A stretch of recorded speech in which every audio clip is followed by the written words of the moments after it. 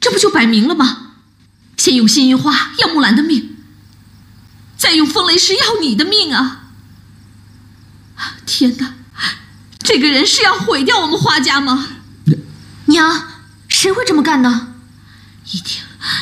一定是锦绣山庄，只有他们跟我们有这么大的仇恨。贾云，胡说什么呢？娘，我觉得四娘和福林不是这样的人。云姨、花爷，什么事？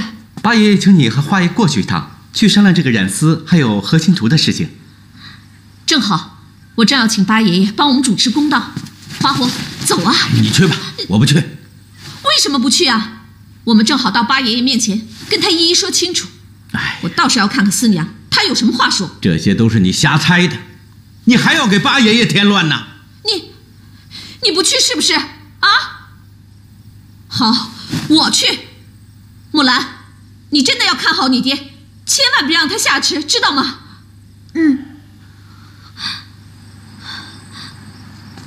走吧。贾云，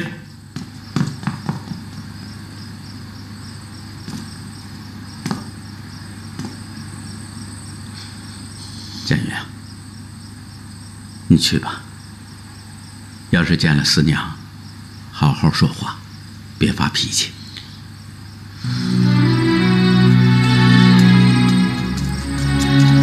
爹，你怎么不跟娘一起去呢？就她那脾气，你劝劝她也好啊。爹还要干活呢。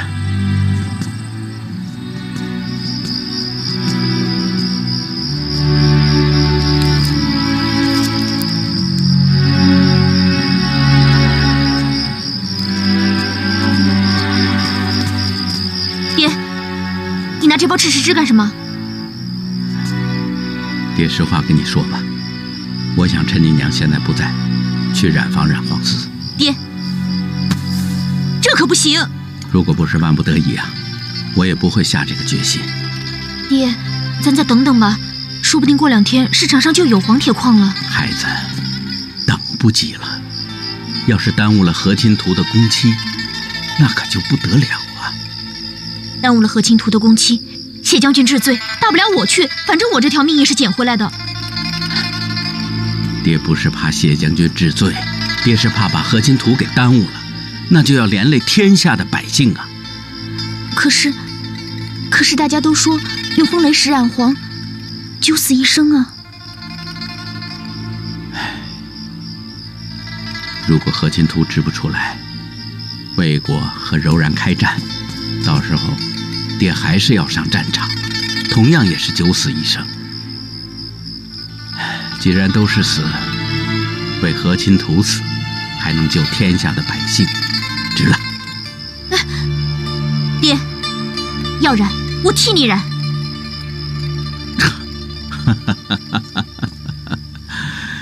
用风雷石染黄，你会吗？啊？今天请二位来，我想你们也知道，还是为了和亲图。八爷爷，我这个人说话比较直，有什么得罪的地方，就请你先担待。这和亲图啊，我们花儿锦一定会全力支持。可是之前我跟木兰是要参加织绣，却被人一口拒绝了。染丝这种要命的活儿，却落在我们头上，你说这是不是欺人太甚？其实啊，用风雷石染黄并不难，就是染丝的时候啊，不能离人，要不停地搅拌，否则的话，上色就不均匀。一旦上够色以后呢，就要立刻起锅。要是过了这个时间呢，这个颜色就败了。爹，这前后要多长时间呢？也就是1炷香多一点吧。要是过了1炷香，就中毒太深没法治了。嗨，木兰呐，没说的那么严重，你放心吧，爹不会有事的。可是隔壁的张家爷爷当初就是这么死的。爹还听说有人用风雷石染黄，结果什么事也没有啊。爹，那你进去，我在门口等着。你要有什么事，你就立刻叫我，我马上进去。木兰，记住，不管发生什么事，你都不准进这个染坊。你不是说没那么严重吗？你进去，我就点炷香，一炷香烧完，你没出来，我就立刻进去。胡闹！我再说一遍，不管发生什么事，你都不准进来。反正就一炷香。木兰，平常你最听爹的话，你要相信爹，爹不会有事的。好，要是过了1个时辰，爹还没有出来，你再进来，行了吧？不会有事的。我帮你进。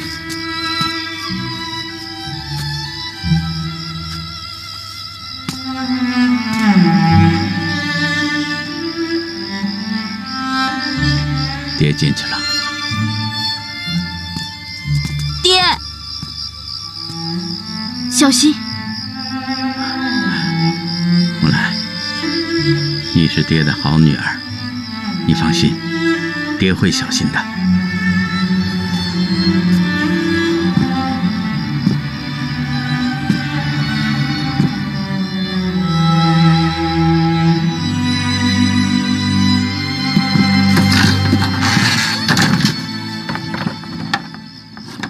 听听你们俩说的话，说来说去，话里话外都是讲着自己的利益，亏你们俩还是银盆洗手，这个样子怎么给小辈做榜样？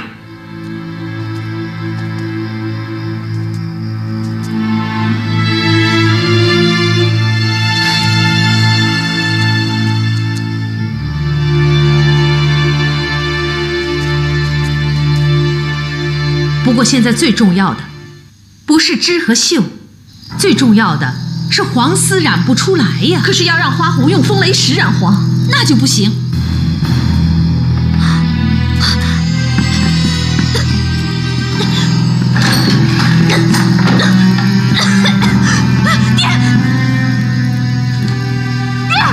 既然我主持，你们2个都得听我的。反正花狐他不下池。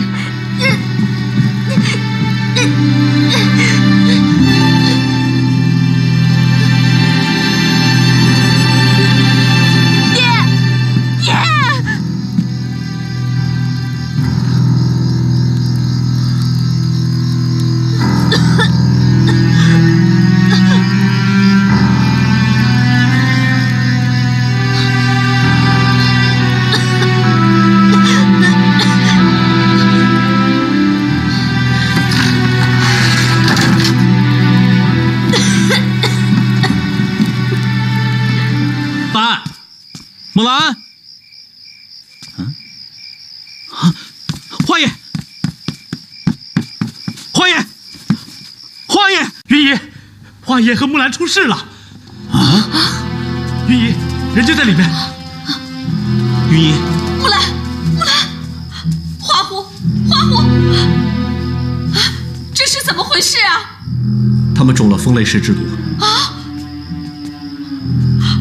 罗医师，云姨，我求求你要救救他们，我给你磕头了。云姨，你听我说，你快起来，不要这样，我一定会尽力的啊！我用我的命换他们的命，你救救他们吧。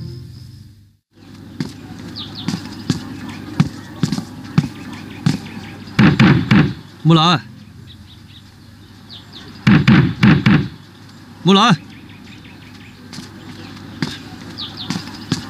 末将，你找木兰？是啊，木兰出事了。出什么事了？昨天晚上，木兰和花爷用风雷石染黄，2人中毒了，都送到天星堂去了。他们没事吧？不知道，我这不是送药过去吗？我带你去看看他们。好。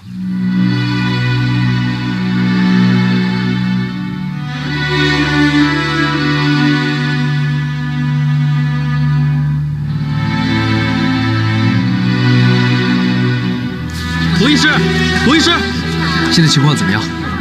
他们2人的命是保住了。他们当真用风雷石染黄？是啊，还好，花狐染到一半就昏迷过去了，因此吸入的毒烟不多。木兰虽然吸入的毒烟较多，不过发现的及时，2个人的命都保住了。罗医师，这是你让我采的草药，你看是不是？没错，快进去吧。好。小三子，哎，来，快拿去熬药。哦，好。云姨，等他们醒了，你就可以带他们回家了。我会给你备着草药，让他们按时服用就可以了。罗医师，我们一家人都谢谢云姨你了。，你快起来，这是我应该做的。放心吧。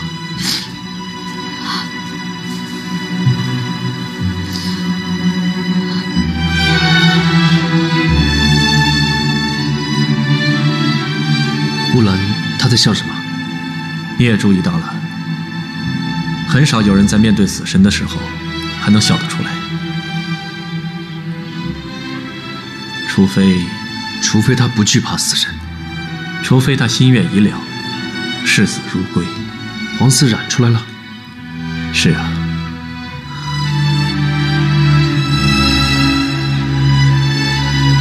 你来这里干什么？听说木兰出事了，我来看看。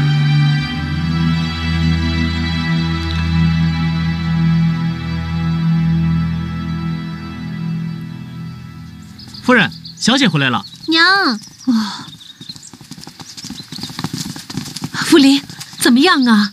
娘，你放心吧，我走的时候，木兰和花爷都睁开眼睛了。哎呦，那就好。罗医师说，木兰和花爷也只是保住了命，以后会不会落下毛病还不好说。哎呦，感谢感谢，能保住命就好，不然我要愧疚一辈子的。你总是怀疑花家来之和亲图是有私心的，可是你看，为了染丝，花家差点丢了2条命，再有私心，也不至于这样吧？走，咱们看看去。他竟然冒死用风雷石染黄。将军，这花狐和木兰真是好样的。听说那花狐以前也打过仗。对呀，跟着先皇打过柔然，打过匈奴，还打过夏国呢。这打过仗的，就是有血性。哎，他女儿木兰也不错呀。可惜啊，木兰只是个女孩，如果是个男孩，那前途一定是大不一样啊。娘，爹呢？他刚睡了。娜娜，你去五凤谷接替邵盾。五凤谷？魏国？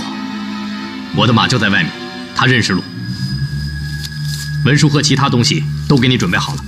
你是高车人，就是个马贩，跟化名末将的多伦同族。好，那我马上就走。等等，他身边还有2个人，一个叫野树，是他的侍卫长；一个叫社伦，从前是他的手下。我听说过这2个人，他们跟了多伦殿下好多年了。但是他的身边应该有我的人。明白了。本来是想跟你说，我可以帮你去找点黄铁矿，结果你和花爷都已经中毒了，被送到天星堂去了。你说的是真的？是啊。不过还好你们都没事，不然我也会很不安的。那好吧，你等一会儿，我刚好有东西要给你。哦。末将，你是柔然人吧？我是高车人。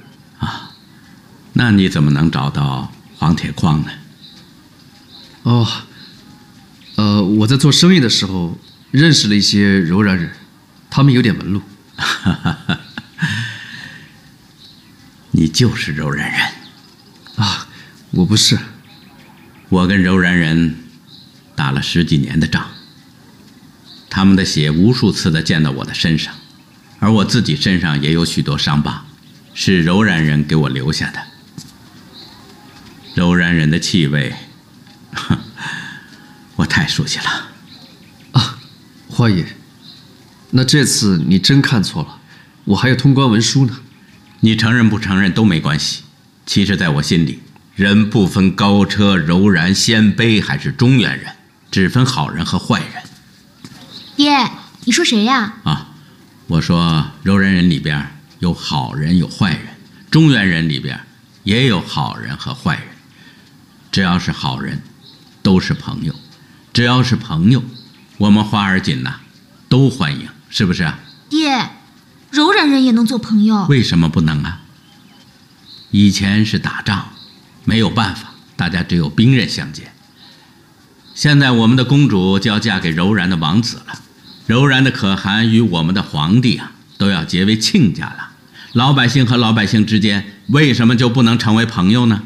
爹，你说的有道理，但我长那么大还没见过柔然人呢。哦，我见过柔然人，他们和我和你们都长得差不多，而且在柔然人里面，大多数人都是好人。我相信你说的，遗憾的是，我这辈子还没交到一个柔然朋友。爹，啊，会有的。会有的。好，爹去忙了。哎。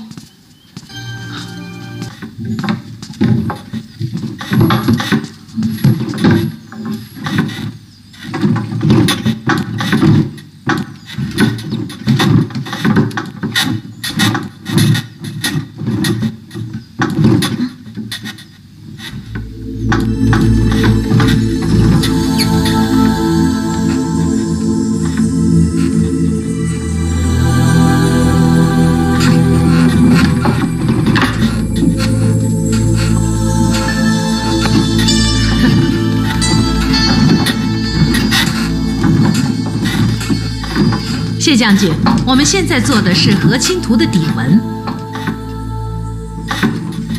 时间没有问题吧？我想在4月初3之前把这些底纹全部完成了，再由绣娘把花绣上去。7月15之前就可以交工了。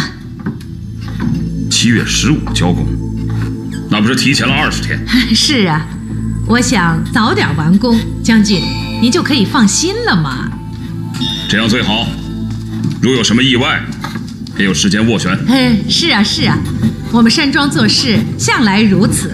于大人去年给女儿办嫁妆，在平城问了一圈，没有一家敢接这个活的，结果找到我们年前就给他完成了。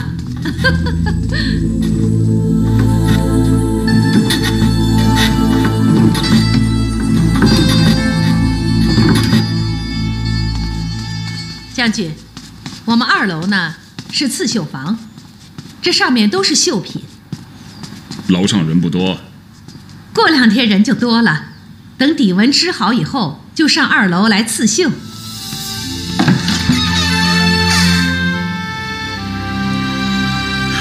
这里风光甚好啊！是啊是啊，站得高看得远。那是什么地方？西霞楼。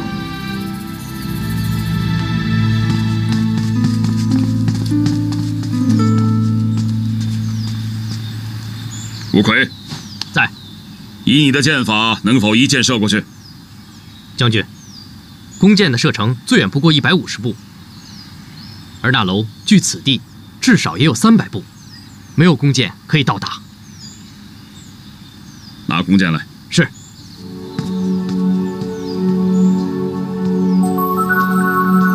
将军。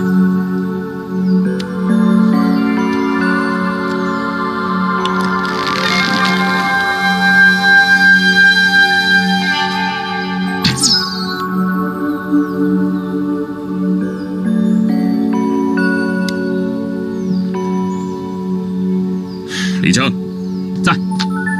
绣楼围墙之外也要安排人巡岗，如若见到可疑人等，一律拘押。是。四娘，这段时日就劳烦你了。如若和亲图能够提前完成，我一定上书朝廷，申请为你另外嘉奖。有劳谢将军了。和亲图头绪繁多，不必耽误时间，我这就告辞了，你不必再送。恭敬不如从命，谢将军你走好。要我们提前完成啊？是啊。大家听到了吧？如果我们提前完成了和亲图，朝廷对我们还还另有嘉奖呢。四娘，你答应谢将军的事，我们办不到。为什么就做不到呢？这里有4台织机，就算每天织6个时辰，我再怎么算，也得要4月15才能织完底纹。那还有100多朵花呢，一朵花至少需要1天的时间，我再怎么算，也得要8月初3才能全部交工啊。你说，提前20天，那这20天从哪里来啊？每天干10个时辰，1天绣1朵花，为什么就不能绣2朵呢？那会把人给累死的。绣和亲图本来就是很辛苦的事，大家都应该有思想准备啊。那万一哪个绣娘累病了呢？到时候耽误的时间不就更多了吗？出了问题我担着。四娘，你担不起的。贾云，我心里明白，你对我的主持有意见是不是？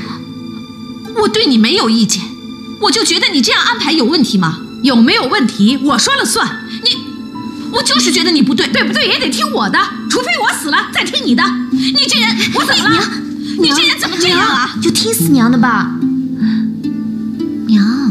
娘，云姨就提个建议，干嘛生那么大气呀？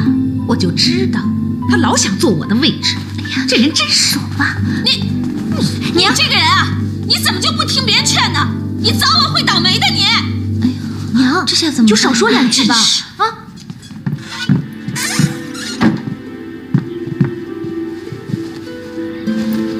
殿下，丞相派你来的。是，少敦不能再回来露面了，所以丞相派我来顶上。也好，我正好缺人手。丞相对殿下在五凤谷的作为简直是赞不绝口，并请殿下再接再厉，千万不能让和亲图绣成了。丞相应该还不清楚现在的情况吧？我虽然封锁了黄铁矿，但魏国人还是把黄丝给染出来了。怎么会这样？以后再说吧。丞相还说了些什么？哦，丞相还说那辛夷花背后之人，也请殿下务必找到。现在满街都是辛夷花，要找起来更加困难了。请殿下放心，丞相让在下一切听殿下安排。殿下，有人让我给你带一样东西。什么东西？殿下，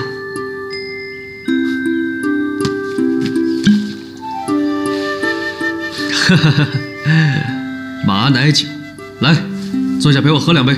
谢殿下。五凤谷里边什么都有，就是没有马奶酒。哎，这是罗素峰让你带给我的吧？啊，是贺红小姐。贺红？哼，离开柔然前，我还跟她喝了1次酒，她的酒量不比我差。贺红小姐这次还让我给你带句话。什么话？她说啊，你要是想喝好酒，就早些回柔然。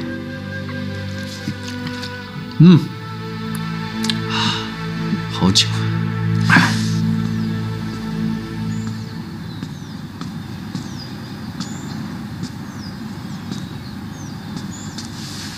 娘，没什么事，我就先回家了啊。你有没有什么话要我带给爹的？叫你爹别太累了啊。那我回家以后，你去找四娘说说话吧。我不去。为什么呀？他这个人啊，都听不进别人的意见，我跟他见面啊准吵。要我说呀，今天是你不对。哎，怎么又变我不对了？这明明是他安排有问题。木兰，你是懂的，这大家心里都很清楚啊。娘，先不说四娘的安排是不是妥当，但四娘毕竟是和亲图的主持啊，连八爷爷和谢将军都说了，凡事都得听四娘的安排。你今天当着这么多人，让人家四娘下不来台，这就是你的不对。那我该怎么办？看到不对一定要说。难道我要看他一直错下去吗？娘，你要是真对四娘有意见，你可以私下跟四娘说呀，这样又照顾了四娘的面子，又有益于和亲图，那不更好吗？我这脾气就是这样，看到不对就要说出来，憋不住。娘，你这个脾气啊，要是在花儿井那自然没什么，可我们现在是在锦绣山庄，是在这和亲图啊，那么多人一起干活，肯定有矛盾。那我们大家都只能以和亲图为重啊，能谦让的就互相谦让嘛，这样才能齐心协力啊。木兰，你跟你娘都不用再回来了，爹都好了。爹，再等2天吧，等你身体好彻底了，我和娘在锦绣山庄也放心呢。你娘跟四娘没怎么吧？还说呢，今天早上他们俩就吵了一架，临走的时候我劝我娘改改脾气。你娘这个臭脾气啊，真的该好好改一改了。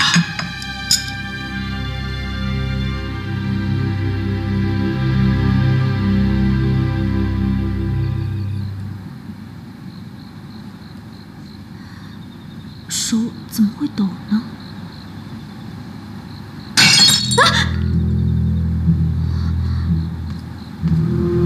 木兰，怎么了？爹，我没事儿，我不小心摔碎一个碗。哎，你别动。木兰，你的手可不能再受伤了，要是再受伤的话，那就会影响织合金图的。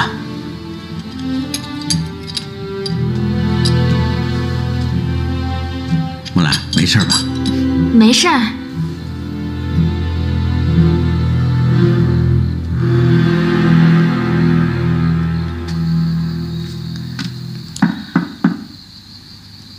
福灵啊，四娘，是我。你来做什么？我是来跟你道歉的。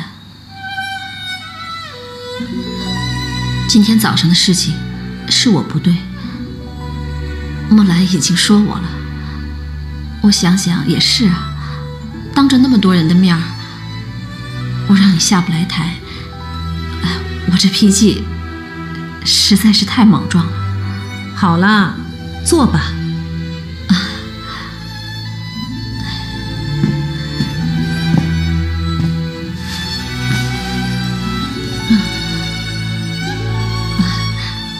我心里对和亲图的事，其实另外有想法。有什么想法？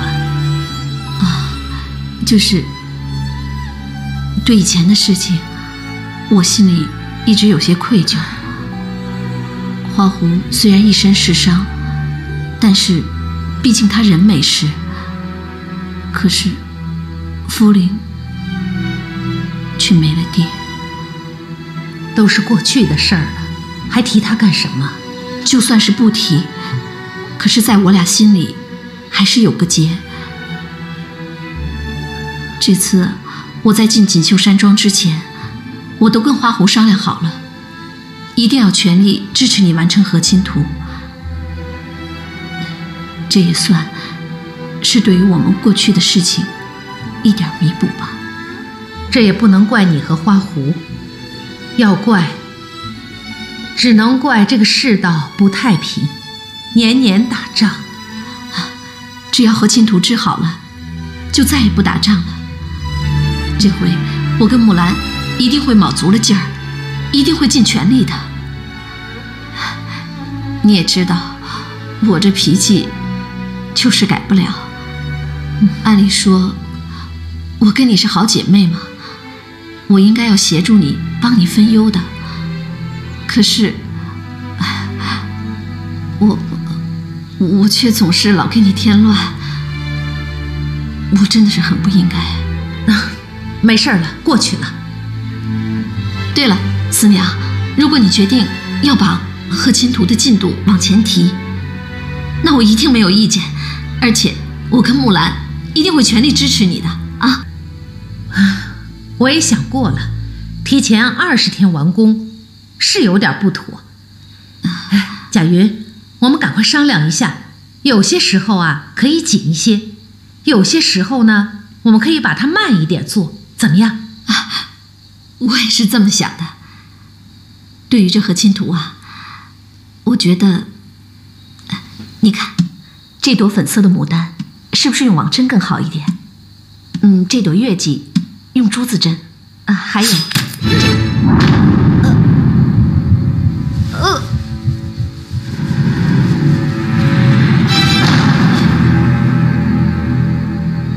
四娘，四娘，哎，四娘，四娘，来人呐！来人呐！来人呐！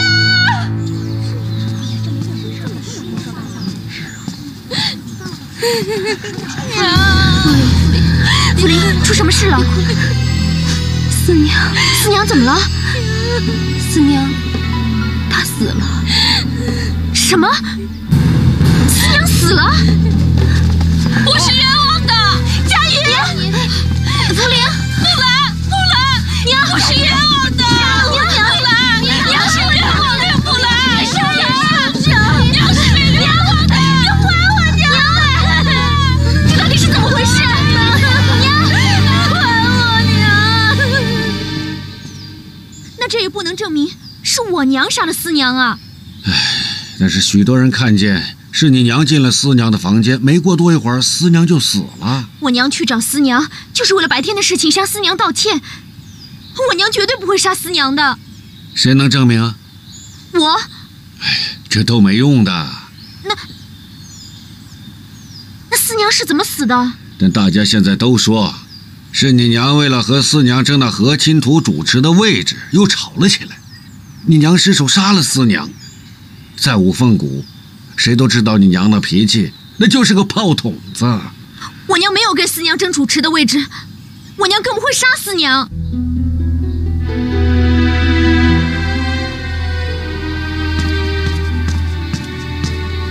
谢将军，罗医师到了。谢将军，罗医师。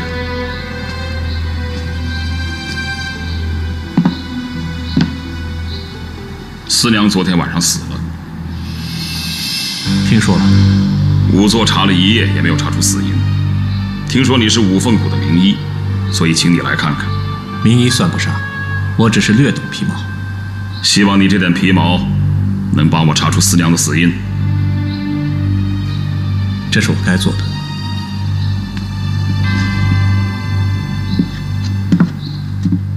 不是我没干过。我刚来还不知道情况，但肯定不是我。这杀四娘的人肯定是冲着和亲图去的。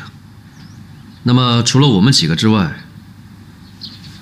还有谁这么不希望看到和亲图绣成呢？只有心一花背后之人了。谢启辰已经抓了贾云，难道这心一花背后之人会是贾云？如果是贾云，他为何陷害木兰呢？木兰可是他亲生女儿。是啊，那天只差一点点，木兰脑袋就掉了，这虎毒还不食子呢。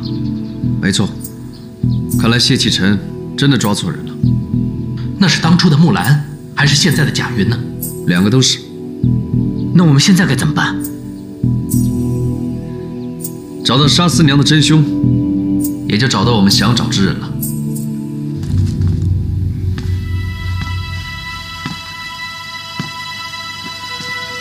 有什么发现？奇怪，全身上下没有一处伤口。是，仵作据此也排除了刀剑致死的可能。是否暴病而亡？暴病而亡的人是极端痛苦的，面部会很扭曲。可是四娘看起来很平静。有没有可能是中毒？如果中毒的话，她的舌头、眼睛、嘴唇，包括血脉，都会留有痕迹。我刚才用针在以上各处试探过了，并没有变暗。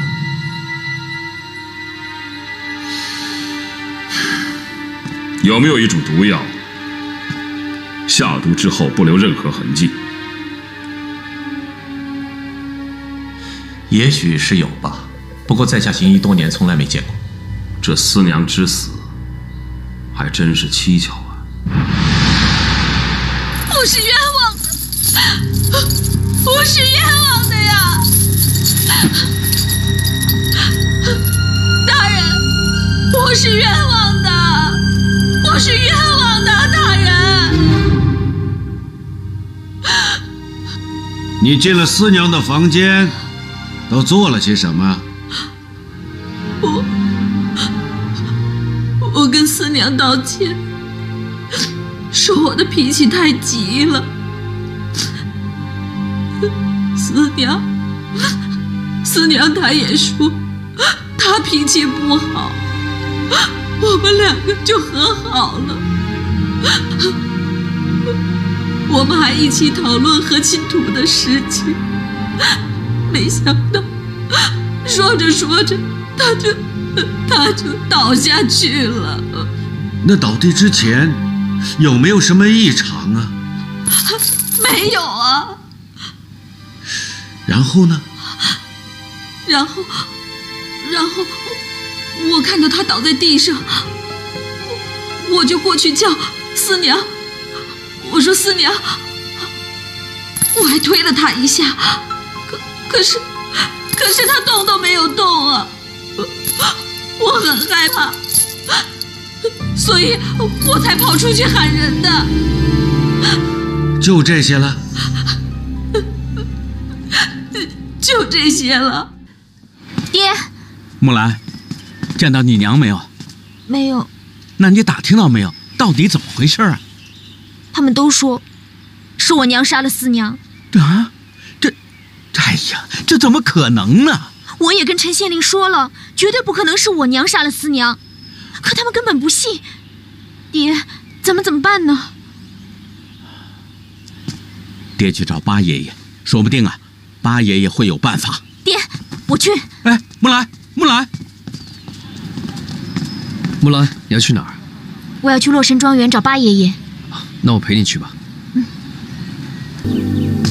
若是贾云不行的话，那就只有木兰了。木兰？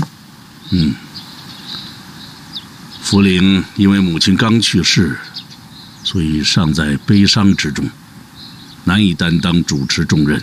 而子苏技艺虽然不错，可毕竟年龄太小了。春愁虽然性格成熟，可他毕竟是跟着我长大的，我很了解，他的技艺还是差了一点，所以相比之下，也只有木兰堪此重任了。如果木兰不是贾云的女儿，当然再合适不过。但现在，贾云为了主持一位暗害思娘的嫌疑还没解除，我们就让木兰来主持织造和亲图，只怕不妥呀。将军还在顾虑什么呢？自从我来到五凤谷，这无法解释的事情接二连三地发生了。木兰被陷害，黄铁矿失窃，思娘之死，直到现在也没查出来这些事情的真凶是谁，也不知道这些事情的背后究竟藏着什么样的动机。但我能感觉到这小小的五凤谷正有一团浓雾在慢慢的扩大，这浓雾让我看不清真相，也不知道该信任谁或者不信任谁。将军，现在时间是相当的紧迫，恐怕只有去繁就简，对人不对事了。先生的意思是，五凤谷新一辈的织女绣娘当中，就属木兰的技艺出类拔萃，更难得的是，她心性纯洁，心底无私。若是她不能担当此重任，恐怕再无他人能及了。思娘死的当天晚上，锦绣山庄人人都有嫌疑，唯有木兰不在庄里。从这个角度上来说，也只有木兰可以信任。到底是怎么回事？我娘没有杀人。对，思娘肯定不是你娘杀的。你是不是知道什么线索？求你救救我娘吧！我什么线索都没有，就是感觉，上次谢将军抓你抓错了，我想这次也一定抓错人了。谢谢你。木兰，你有没有想过，上次新一花和这次的事件，也许有联系？会有什么联系呢？我说不上来。嗨，我瞎猜的。上次陷害我，这次陷害我娘，会有谁这么恨我们呢？我们家在五凤谷也没什么仇人呢。也许有其他原因吧。会是什么原因啊？谢将军，谢将军，求你明鉴，我娘是冤枉的。花木兰，你来的正好，织造和亲图不能耽误。我和八辈残老先生商量决定，由你顶替思娘负责主持事宜。你现在立刻进驻锦绣山庄，组织织女绣娘迅速开工，不得有误。那我娘的事呢？谢将军，我娘绝对不会为了那主持的位置去杀思娘的。现在最重要的事情只有一件，那就是和亲图。可是，谢将军，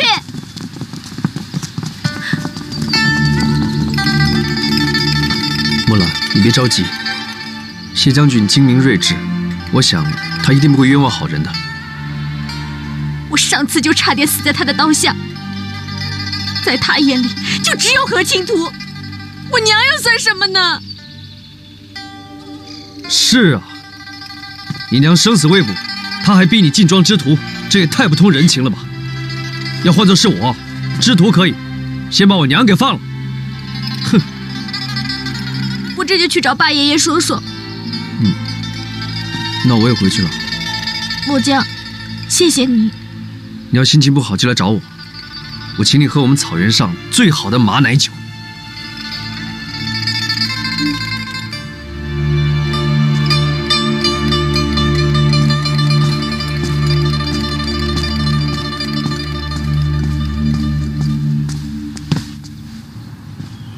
八爷爷，木兰来的正好。我和谢将军刚刚商量好，这和亲图织造一事由你这段时间先做主持。你现在赶紧回锦绣山庄去吧。八爷爷，求你救救我娘吧！来，坐。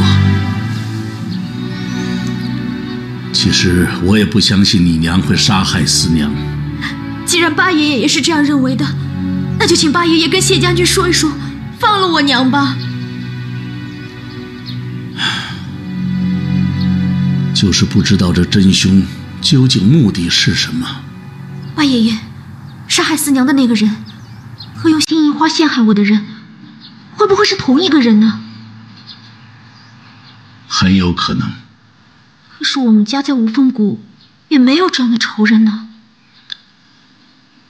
并不是冲着你们花家去的。难道是为了破坏和亲图？如果和亲图继续织造下去，这个凶手肯定不甘心，一定会再次下手。到时候，你娘的冤屈自然就洗清了。孩子，谢将军现在暂时将你娘拘押起来，其实是为了保护你娘啊。八爷爷，我明白了。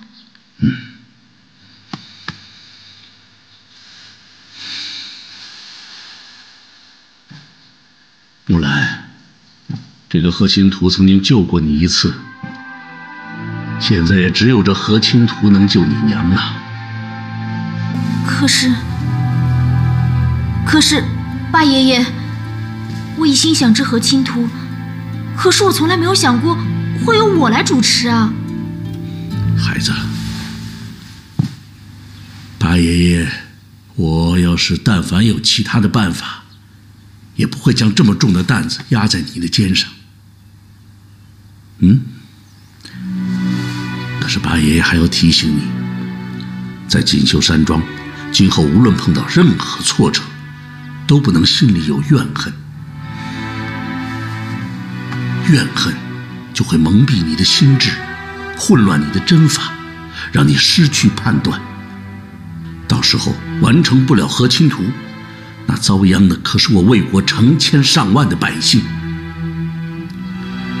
所以当下，孩子，只有你能够担当此重任啊。八爷爷，你放心，我一定会竭尽全力的。好孩子。四娘不在了，大家的心情都很难过，我也一样。现在和亲图由我来主持制造，其他的没什么。我只有一个想法，那就是一定要完成四娘生前的最大愿望，抓紧时间把这2天落下的进度补回来。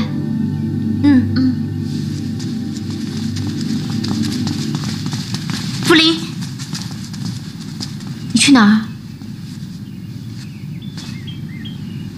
你在跟谁说话？你呀。你有什么资格跟我说话？你娘杀了我娘，你还有脸跟我说话？可我们现在是在商量和亲图啊。你有什么资格跟我商量和亲图？和亲图的主持是我娘，就算我娘死了，这里的主持也是她，永远都是。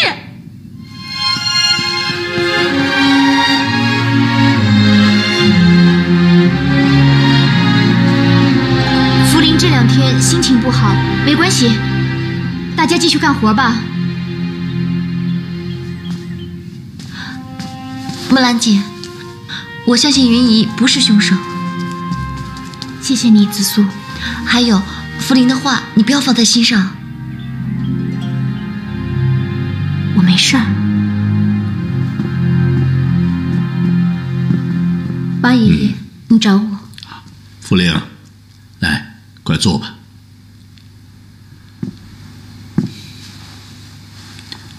福林啊，今天把你和木兰都请来，是想跟你们谈一下和亲图的事。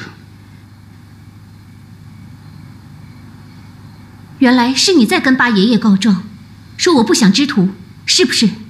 我没有，我只是跟八爷爷说你这2天心情不好，我请八爷爷好好劝劝你。是啊，福林，你娘的死我也很难过。她的死对于我们五凤谷来说是很大的损失，所以我们已经商议好了，过2天择个吉日，就为你娘在残神庙举行火葬。火葬？是的，在我们五凤谷中，只有至高荣誉的绣娘才能够火葬。破茧成蝶，羽化成仙，四娘配得上。谢谢八爷爷。福林，四娘生前一心希望你成为天下第一秀女，我觉得你不能辜负她生前的愿望。八爷爷，我娘生前的愿望，我一定会帮她实现的。我会继续知图的，但这跟你没有关系。我娘生前为我安排好的，我一定会用心完成。但是我也有一句话要告诉你：善有善报，恶有恶报，凶手猖狂不了多久。我也相信这句话。福林，我相信贾云不是凶手。贾云和四娘他们俩都是我看着长大的，他们2人的性格从小就是针尖对麦芒啊，过去的确是有些矛盾的。但是杀人的事情，贾云他是做不出来的。到底谁是真的杀人凶手？谢将军正在加紧排查。对于你们两个，现在最重要的是，就是尽快去完成和亲图啊！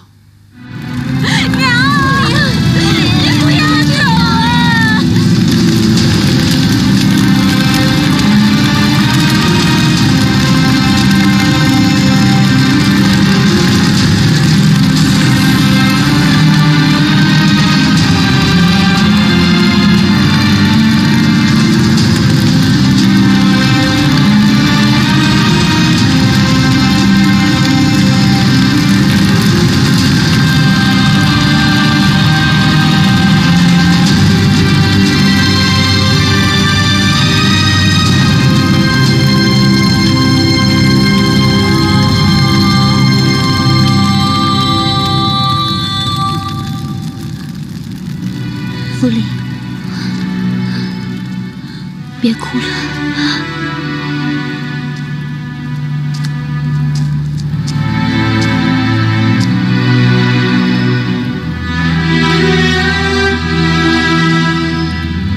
一切都会过去的，啊！这个是凶手！别这样，别这样！福林，放开我！你还我娘来！你还我娘！还我娘来！你还我娘来！还我娘来！福林，福林，福林，福林，福林，福林！来，墨镜，我来，你快把他送去天心堂吧。好，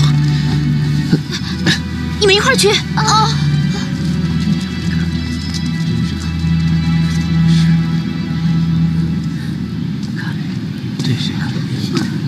木兰呐，你做得很好。八爷爷，是你教我的。只要我相信自己，他们也会相信我。迟早会有这一天的。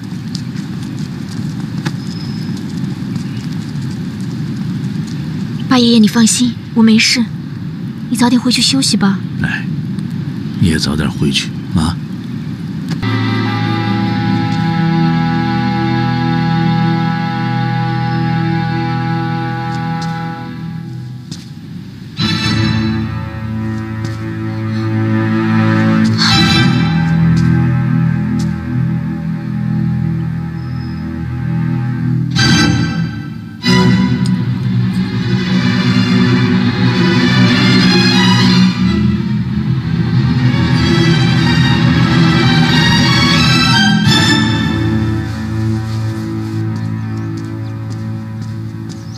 真美，哎，木兰姐，你怎么上来了？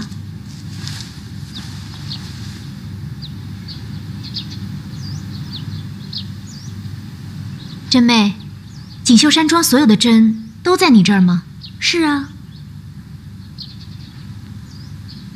真妹，你有没有见过这种针？这根针连针眼都没有，怎么穿线呢？我也没想明白。那你先去忙别的事吧。嗯。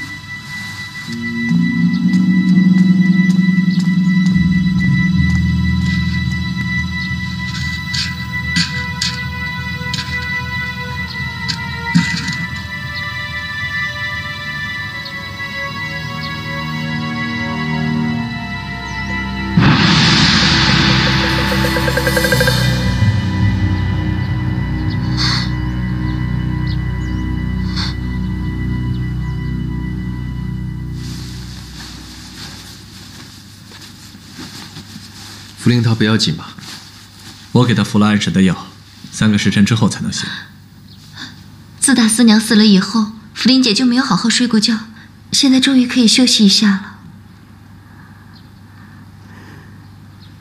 春愁，四娘已经火葬了吧？葬了。那就什么都没了。是啊。四娘的死有新的说法吗？有什么新的说法？我听说，不是贾云害死四娘的。不是贾云害的，那是谁害的？你问我，我问谁？如果不是他害的，那谢将军干嘛要抓他？如果贾云是凶手，那谢将军又为何任命木兰做和亲图的主持呢？墨将，你好像对什么事情都很好奇吧？杀人这么刺激的事儿，想不好奇都难吧？但有的时候好奇心是会害死人的。难道思娘是被好奇心给害死的？你问我，我问谁呀？你们到底在说什么呀？都把我听糊涂了。好了，福林交给你们了，我也要回客栈了。这个魔将，他就喜欢耸人听闻。你不觉得他说的很有道理吗？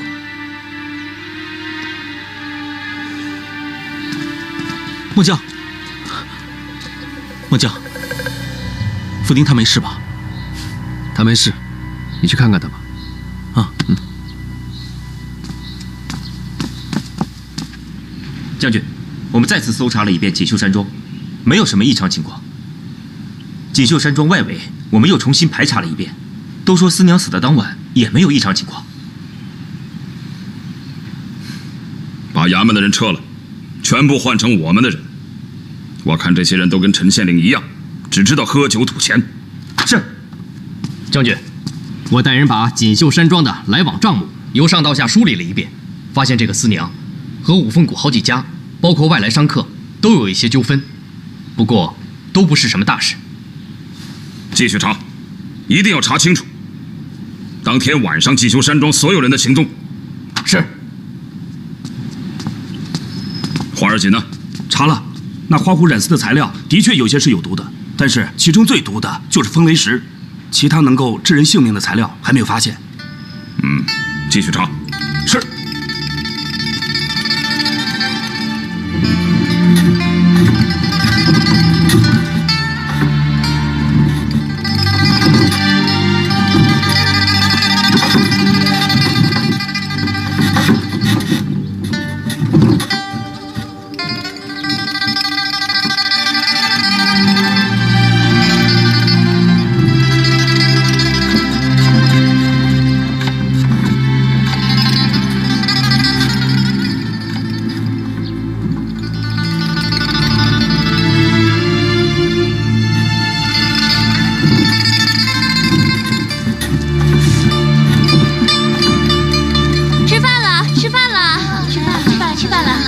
好快啊！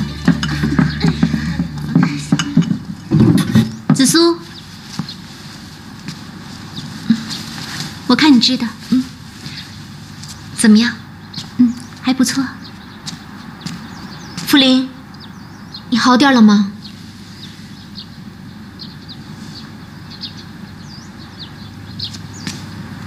哎，紫苏织得不错，是吗？谢谢木兰姐。木兰，你也帮我看看呗。好，我也看。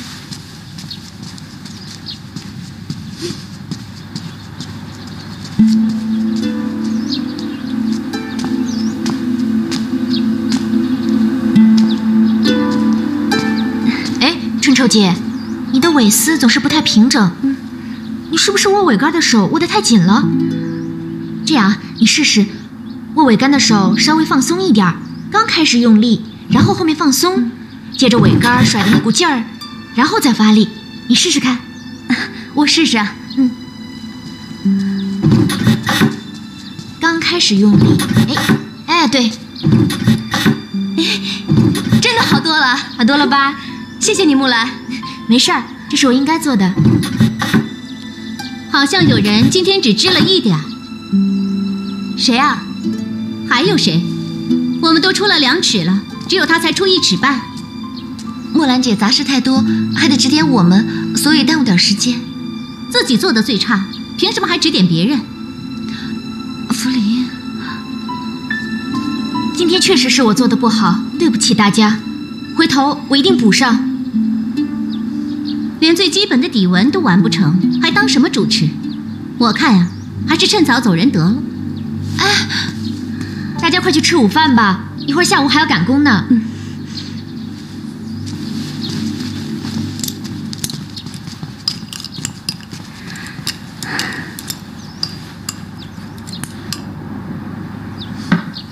哎，你干嘛？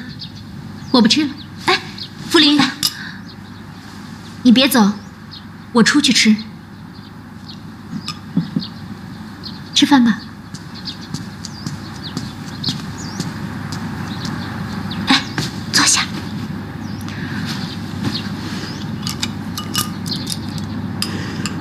吃饭。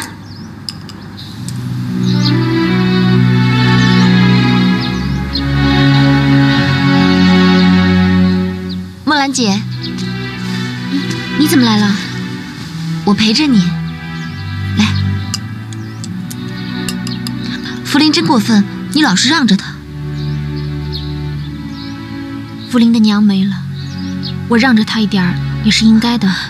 可他都摆明了是想把你赶走。他赶不走我的。别想了，吃饭吧。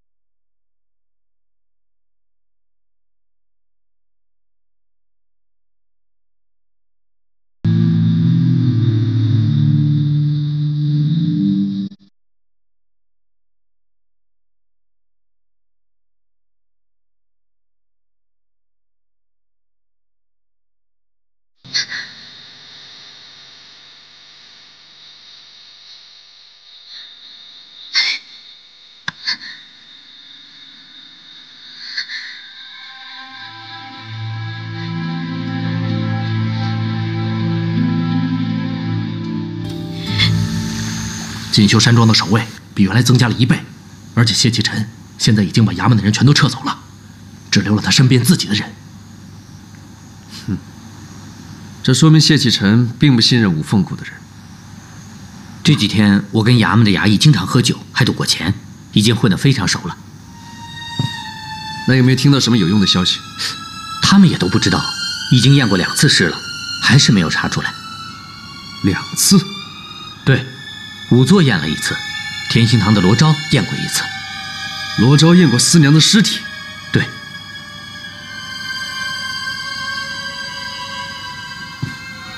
他口风可真紧，竟然1句都没有透露。这个罗医师还真有点意思。莫兰姐，什么事啊？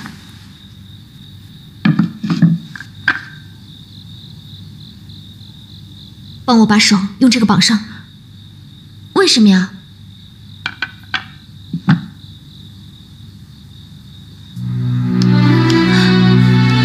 木兰姐，你这手……我可能没休息好，这2天事儿太多了。要不要找罗医师过来看看呀？没那么严重。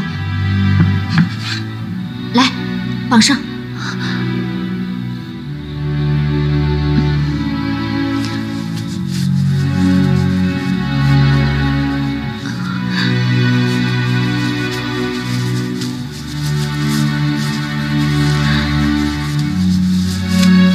紫苏，这件事只有你和我知道，千万别告诉别人。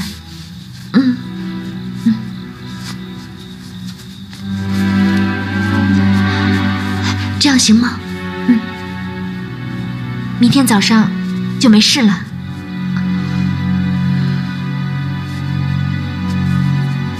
来，静心，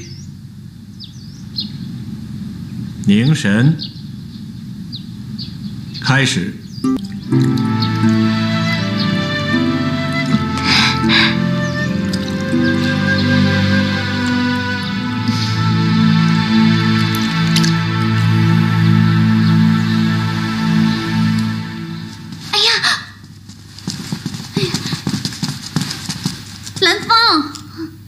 什么？我什么都没有做，碰都没有碰，他就这样了。怎么回事啊？我这辛辛苦苦织了半个月，全被你废了。就是啊，这怎么办？你赔我！不关我的事，真的不关我的事。我不说，我刚才走的时候明明还好好的，你一过来怎么就坏了呢？我真的没有碰。怎么了？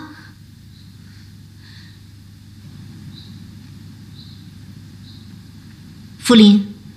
围颈上的暗纹和颈颈上的暗纹交错的时候，你是不是1对1的压过去的？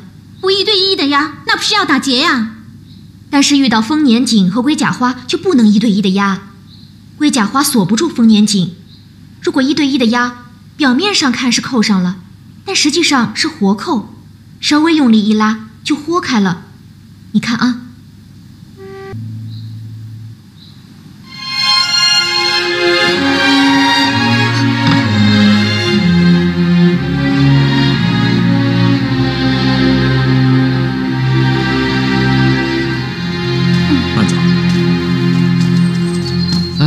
罗医师，怎么又是你啊？是啊，罗医师，我真的好佩服你。我有什么好佩服的？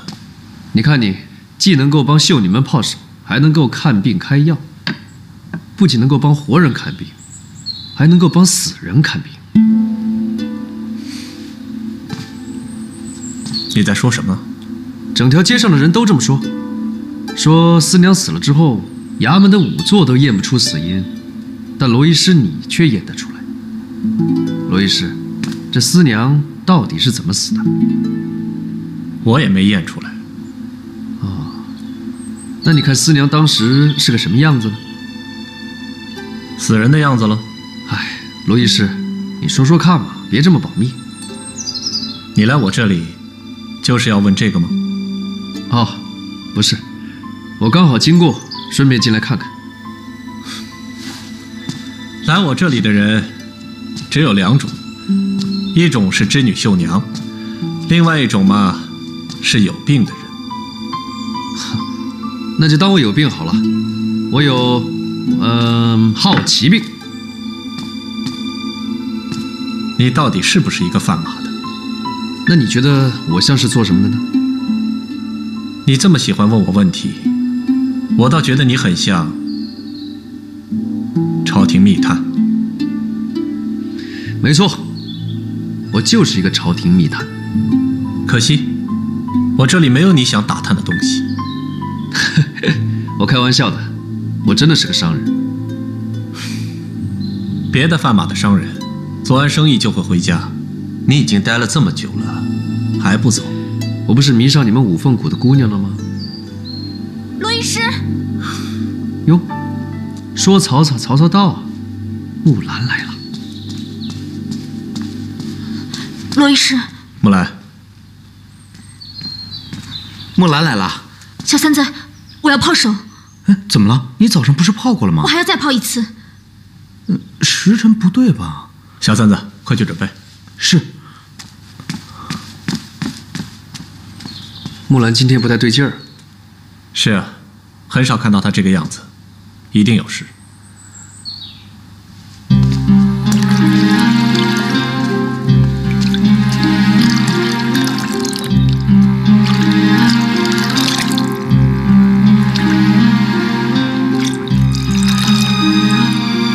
你去吧。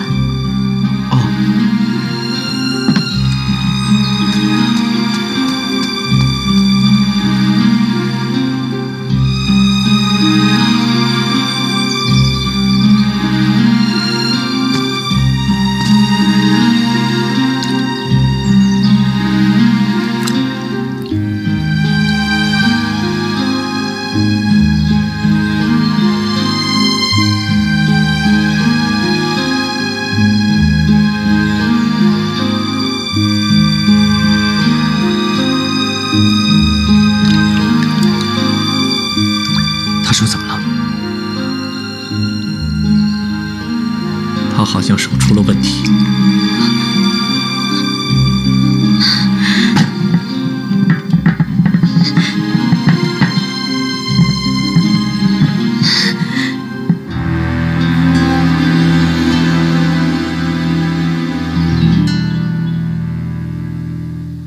你爹是不是也有这症状？是。时不时还伴有隐隐的刺痛。对，真的是风雷石。没错，这是风雷石中毒的后遗症，毒气损伤了你的经络。那我这手还有治吗？风雷石之毒，恐怕是无药可救。那如果我早一点看的话，能有办法吗？在毒气攻入的那一刻，恐怕就已经没得治了。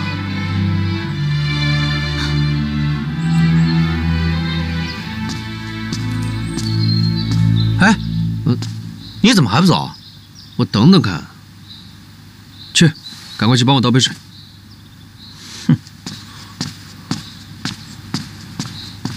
木兰，你也不要太担心了。这风雷石中毒的后遗症中，你和你爹算轻的，只是手抖而已。我想应该不会影响你们日。